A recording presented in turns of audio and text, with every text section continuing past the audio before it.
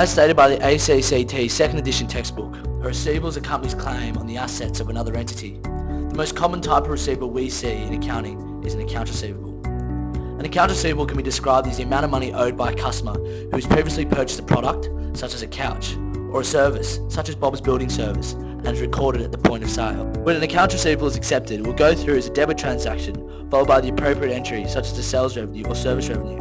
And when accepted, cash will be debited, followed by the crediting of the total of accounts receivable received. It is expected to be received within 12 months of the transaction being recorded, and the total amount of accounts receivable that is expected to be collected at the end of a financial period is known as a net realisable value. In the event when a product is returned or a sales discount has been granted, sales allowance or sales discount along with cash will be debited, which will then be followed by the crediting of accounts receivable.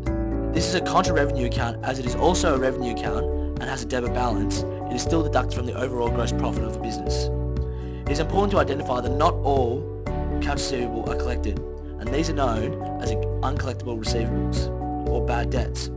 Although it only proportionates to a very small proportion of customers, companies should use the principle of conservatism in order to ensure a suitable record of uncollectible receivables is accounted for. In order to write off the bad debt, companies will use certain methods to do so.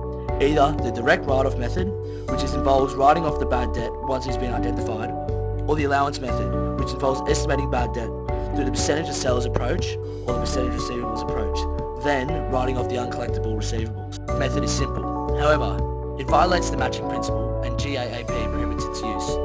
Estimating bad debt through both approaches of the allowance method, Paul's Podiatry Clinic estimates that the percentage of sales approach, 1% of his sales will not be collected. On the other hand, through the percentage of receivables approach, he estimates 2% of receivables will not be collected. As a result, the first entry of recording the bad debt expense is made.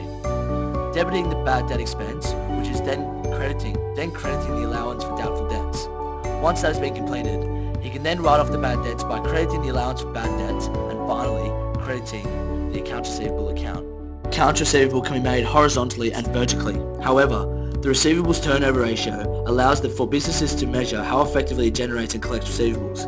Once calculated, the days in receivables ratio can then be used to measure how effectively it generates and collects these receivables in days.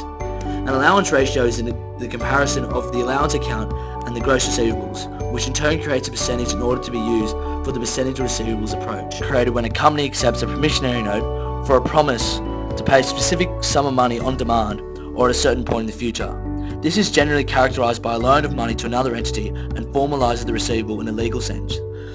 Interest can be earned on the notes receivable. However, the interest earned must be recorded at the collection of the note.